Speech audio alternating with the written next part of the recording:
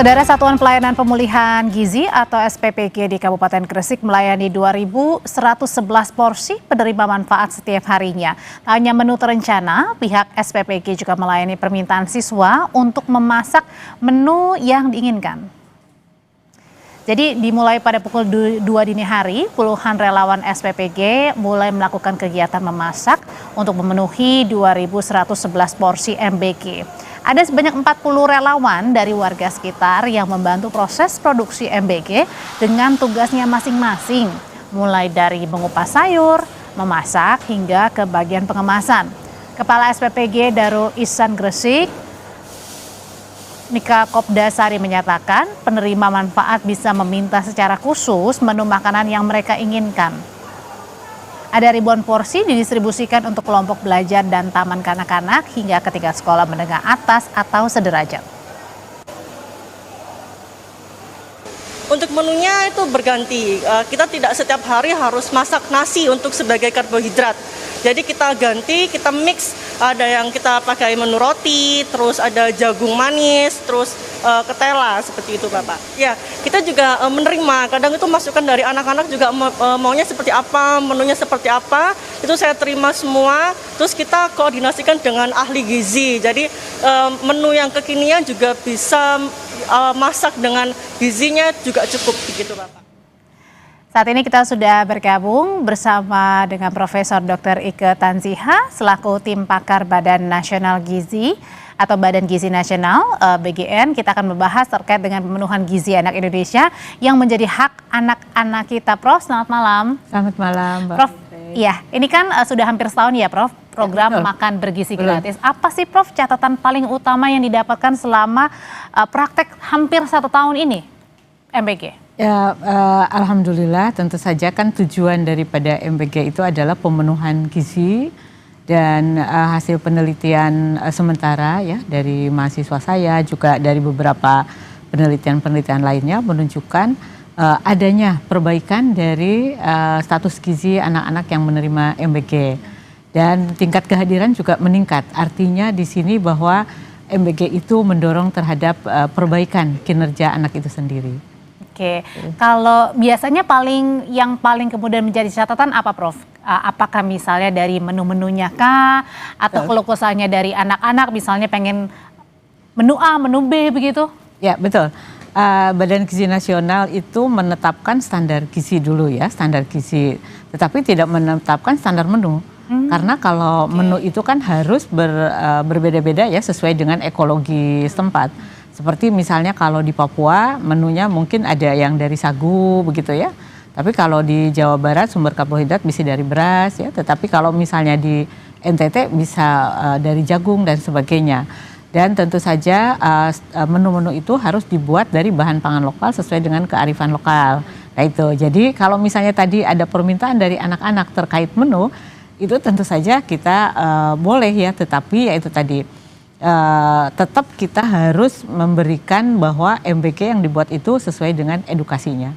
Jadi ya mungkin tidak semua permintaan anak ya yang misalnya tidak sesuai dengan makanan gizi seimbang atau misalnya lebih pada makanan-makanan yang import.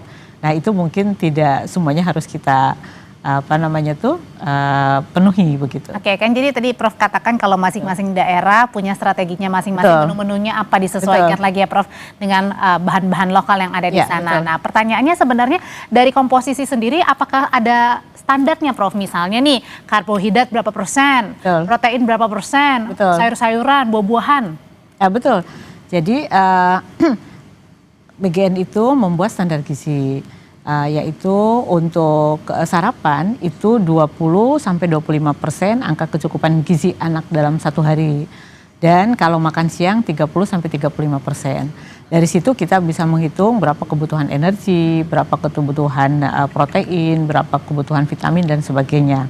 Nah kemudian dari situ diterjemahkan ke dalam bentuk menu ya, menu yang akan diberikan kepada anak begitu ya. Contohnya di Prof, misalnya kita ambil contoh, misalnya pada saat makan siang nasinya berapa banyak jadi, atau ayam untuk, misalnya. Ya betul, jadi untuk memenuhi misalnya seorang anak misalnya ya, anak SMA itu kan 2000 rata-rata ya, rata-rata misalnya 2250 kalori.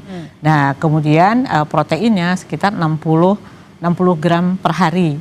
Nah, kalau misalnya itu makan siang berarti kan protein itu 30 sampai 35%. Artinya antara 20 sampai 25 gram protein. Nah, kemudian 20 sampai 25 gram protein itu diterjemahkan ke dalam bentuk ayam dan juga ke dalam protein hewani dan protein nabati. Jadi misalnya ayamnya itu kurang lebih misalnya 100 gram ya. Kalau misalnya tanpa tulang kurang lebih 80 gram gitu ya. Nah, kemudian protein hewaninya misalnya tempe, protein nabatinya misalnya tempe itu misalnya 40 gram. Nah, itu sudah memenuhi kebutuhan protein untuk sekali makan tadi. Oke, berarti 30. artinya ketika makan bergizi untuk satu siswa, itu yang paling banyak dari komponennya harusnya adalah protein yang paling banyak, Prof? Tidak, harus seimbang. Harus seimbang, betul. Jadi protein kemudian kan tuh nasinya. Nasinya itu kurang lebih antara 100 dan sampai 150 gram tergantung tadi umur ya. Kalau misalnya anak TK itu nasinya itu 100 gram karena anak TK itu kan kebutuhan energinya juga relatif lebih rendah ya dibandingkan anak-anak SMA misalnya begitu. Nah, jadi kita tetap aja sesuai dengan kebutuhan. Jadi keseimbangan ini adalah penyediaan bahan makanan atau penyediaan makanan sesuai dengan kebutuhan anak itu sendiri. Nah, kan sesuai dengan kebutuhan ya, Prof. Mungkin banyak juga para orang tua yang mungkin belum mengerti berapa sih kebutuhan anak pada saat makan siang atau makan pagi. Biasanya mungkin disediakan di rumah. Misalnya nih Prof, protein hewaninya banyak, ada telur, misalnya daging dicampur ikan lagi. Tapi kan pada saat Prof bilang tadi kan disesuaikan lagi. Nah, kadang-kadang itu tidak mengerti dan dipertanyakan, loh kok cuma segini doang misalnya. Nah, itu gimana caranya menjelaskan kepada para orang tua ternyata takarannya segini loh. Nah, oleh karena itu kita harus melakukan juga edukasi. Jadi edukasi itu dilakukan kepada anak ya. Tadi edukasi dilakukan kepada anak adalah salah satunya untuk anak tersebut mengerti ya bahwa makanan yang harus mereka makan itu seperti apa yang ada di ompreng, di food tray gitu kan ya.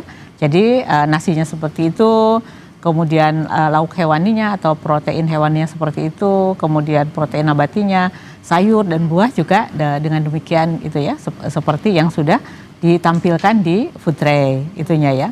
Nah, kemudian kita juga setelah itu kita juga mengharapkan anak-anak itu menjadi agen perubahan di rumah. Mah kalau makan itu misalnya ya proteinnya sebesar ini loh gitu ininya. Kemudian nasinya seperti itu dan jangan lupa ada sayur dan buah. Jadi kalau misalnya proteinnya kebanyakan itu juga tidak baik karena bagaimanapun juga zat gizi ya kekurangan tidak boleh, kebanyakan juga tidak boleh begitu. Jadi harus sesuai dengan apa yang dibutuhkan seorang anak. Jadi berat badannya pun tetap terjaga stabil ya, tidak kurus juga tidak terlalu gemuk gitu ya Prof ya. Nah, kalau gitu pertanyaan selanjutnya dengan adanya program MBG berarti bukan hanya menyasar soal memberikan makan bergizi gratis saja kepada setiap orang atau setiap siswa, tetapi juga jangan-jangan ini juga menjadi satu tadi Prof bilang agen perubahan untuk merubah, mengingatkan kembali kalau orang tua mah kok ini nggak ada sayurnya misalnya nggak ada buah-buahan gitu ya Prof.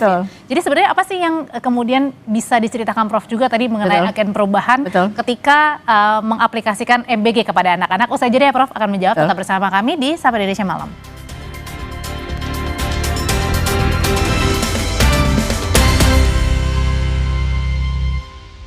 Prof, menyambung pertanyaan saya sebelumnya, biasanya kan anak-anak ini agak susah ya, ada yang gampang makan sayur buah tapi ada juga yang susah. Jadi dengan program MBG ini juga melatih anak-anak yang tadinya sulit untuk makan sayur buah, ini mau nggak mau jadi makan karena ngelihat teman-teman juga pada makan, itu juga melatih kebiasaan baru, habit baru buat mereka. Betul. Jadi tujuan MBG itu kan sebenarnya pemenuhan gizi nasional, tetapi salah satu tujuan khususnya adalah perbaikan status gizi dan membentuk perilaku konsumsi sehat. Nah, perilaku konsumsi sehat itu adalah konsumsi yang beragam, berimbang tadi ya. Dan diantaranya adalah mengkonsumsi sayur dan buah yang sekarang ini sudah agak sulit ya anak-anak ya untuk konsumsi sayur dan buah. Nah, dikenalkan kembali dengan berbagai macam sayuran lokal begitu ya. Dan kemudian melihat teman-temannya makan sayur. Nah, itu juga ada dorongan ya dari peer groupnya, mereka juga akhirnya untuk mencoba sayuran-sayuran baru dan kemudian mereka menjadi terbiasa dengan mengkonsumsi sayuran. Termasuk juga pada saat di rumah mungkin bisa mengingatkan juga sama orang tuanya justru nanya sayuran buahnya mana. Betul. Nah, yang diharapkan juga demikian. Jadi anak itu kemudian menjadi agen perubahan di rumah. Sehingga anak ini akan menanyakan kepada orang tuanya, "Mah, kenapa kok sekarang di rumah nggak ada sayur, nggak ada buah," misalnya seperti itu. Nah, Prof, ini kan saat ini mungkin hal yang dihadapi adalah MBG ini konsentrasinya banyak di Jawa ya, Prof ya. Nah, lalu mungkin masih banyak juga sebenarnya anak-anak di luar Pulau Jawa yang belum mendapatkan tambahan dari makan bergizi gratis. Apa sih yang harus dilakukan ke depannya, Prof? Atau mungkin ada pemetaan untuk 2026 supaya bisa merata? Betul. Jadi di daerah-daerah yang dimana di situ anak banyak, begitu ya, itu kita atau di daerah yang aksesnya gampang, itu biasanya kita bermitra ya dengan mitra tersebut kita membangun dapur gizi ya, atau SPPG, Satuan Pelayanan Pemenuhan Gizi. Tetapi di daerah-daerah tertentu yang terpencil, terluar dan sebagainya, kita akan bermitra dengan Pemda. Jadi Pemda nanti kita meminta kepada mereka untuk menyediakan infrastruktur dan tentu saja ada kesepakatan-kesepakatan komitmen-komitmen antara BGN dengan Pempa dalam pembangunan tersebut. Nah itu yang diinginkan. Oke, itu bisa di 2026. Betul. 2000 ya.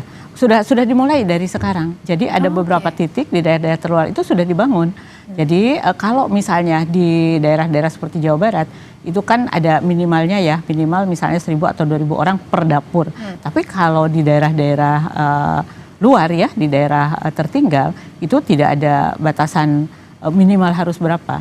Pokoknya di mana itu anak, misalnya ada 50 anak di situ, kebetulan kan jauh kemana-mana, ya di situ satu dapur. Nah itu untuk pasokan bahan-bahan pokoknya kalau yang daerah 3T gimana tuh, Prof? Apakah misalnya ada kemudian misalnya agak susah mencari daging, misalnya daging sapi misalnya, terus digantikan dengan mungkin karena tinggal di pesisir diganti ikan, itu boleh, Prof?